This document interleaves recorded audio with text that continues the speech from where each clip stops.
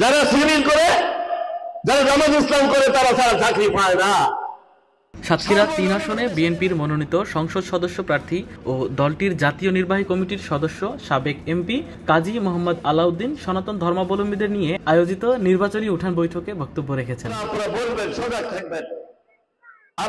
বুধবার বিকেলে আশাশুনি উপজেলার খাজরা ইউনিয়নের ৮ নম্বর ওয়ার্ডে ঘুঘুমারি দুর্গা মন্দির প্রাঙ্গণে অনুষ্ঠিত এই বৈঠকে তিনি বলেন, জামায়াত শুধু নিজেদের মানুষকে চাকরি দেয়, তারা সার্বজনীন হতে শেখেনি। কিছু রাজনৈতিক শক্তি দীর্ঘদিন ধরে একটি নির্দিষ্ট গোষ্ঠীকে বেশি সুবিধা দিয়ে অন্যদের বঞ্চিত করেছে। বিষয়টি নিয়ে ভোটারদের সচেতন হওয়ার আহ্বান জানান তিনি।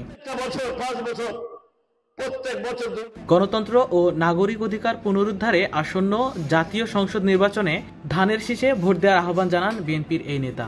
তারা আসলে জিজ্ঞেস করবেন ইসলামী ব্যাংক এবং ইবনে সিনা সহ যতগুলো প্রতিষ্ঠানে তোমাদের বাংলাদেশের লক্ষ লক্ষ মানুষ চাকরি করে, দেখা গেল আবার ধর্ম বর্ণের কোন মানুষটাকে তোমরা চাকরি দিয়েছ?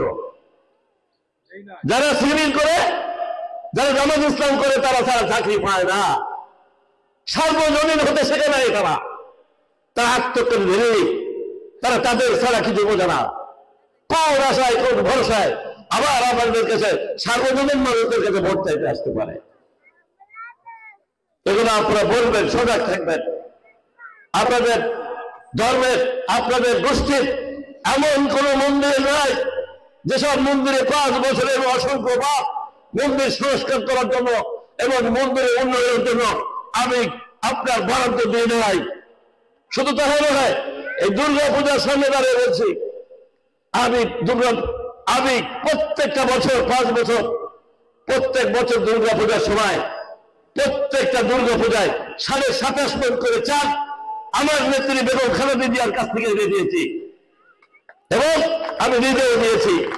যেখানে দিয়েছি সেখানে আমার নিজের তহবিল থেকে দিয়েছি, আবার সরকার থেকে দিয়েছি। আমি তো এখন এমপি নেই, তাতে কি বিগত এই যে আপনাদের 1 মাস হয়ে নতুন আপনার এই সংসদীয় আসন পুনর হওয়ার পরে, আপনাদের আসনে পা দেওয়ার পরে খবর নিয়ে দেখেন আমি এমপি নই দেখি কতগুলো প্রতিষ্ঠানে সরকারি বরাদ্দ দিয়েছি এবং ইনশাআল্লাহ দিয়ে যাচ্ছি। আপনাদের এখন নিয়ে যাব। এখন আমি নিয়ে এসেছি বরাদ্দ, হিন্দু কল্যাণ ট্রাস্টের বরাদ্দ নিয়ে এসেছি।